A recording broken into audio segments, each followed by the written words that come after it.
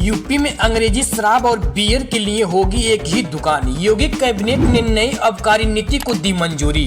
राज्य ब्यूरो लखनऊ 6 वर्ष बाद अगले वित्तीय वर्ष 2025-26 में शराब की दुकानों का व्यवस्थापन ई लॉटरी के माध्यम से किया जाएगा। बुधवार को कैबिनेट में मंजूरी की गई कि नई आबकारी नीति से शराब महंगी होगी। ऐसे में शराब के शौकीनों को पहली बार अप्रैल से जेब ज्यादा हल्की करनी पड़ेगी। प्रदेश में पहली बार अंग्रेजी शराब, बियर व वाइन की बिक्री के लिए कंपोजिट शॉप दुकानों के खोलने का भी निर्णय किया गया है। सरकार ने शराब की बिक्री से 55,000 करोड़ रुपए का राजस्व एकत्र करने का लक्ष्य रखा है। मुख्यमंत्री योगी आदित्यनाथ ने की अध्यक्षता में बुधवार को हुई कैबिनेट बैठक में मंजूरी दी गई। आबकारी नीति को लेकर अधिकृत तौर पर कोई भी जानकारी नहीं दी गई है, लेकिन सूत्रों ने अनुसार 6 वर्ष के बाद शराब की दुकानों लाइसेंस का नवीनीकरण न करने का निर्णय किया गया है। अगले वर्ष वित्तीय वर्ष के लिए ही सभी दुकानों का आवंटन ई लॉटरी के माध्यम से किया जाएगा।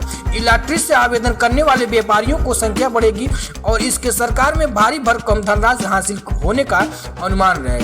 लाइसेंस फीस में 10% की बढ़ोतरी की गई है। देसी शराब की दुकान के लिए 5 श्रेणियों में आवंटन फीस की दिया जाएगा। 40,000 से 65,000 रुपए की कंपोजिट दुकानों के आवेदन के लिए 55,000 से 90,000 रुपए का मॉडल शॉप के लिए 60,000 से 1 लाख रुपए का वाइन की दुकानों के लिए सभी श्रेणियों में 25,000 रुपए की फीस निर्धारित की गई है।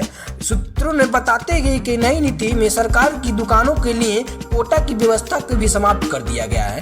अभी तक का कोटा व्यवस्था भी थी, जिसके चलते शराब विक्रेताओं को निर्धारित मात्रा में शराब का स्टॉक उठाना पड़ता था। प्रदेश में शराब व भांग की करीब 31,000 दुकानें हैं। नई नीति के में वर्ष 2025-26 में ई लॉटरी द्वारा आवंटित की गई दुकानों के लाइसेंस के अगले 3 वर्षों तक का नवीनीकरण किए जाने की व्यवस्था की गई है, लेकिन अंतिम निर्णय सरकार ने अपने पास सुरक्षित रखा है।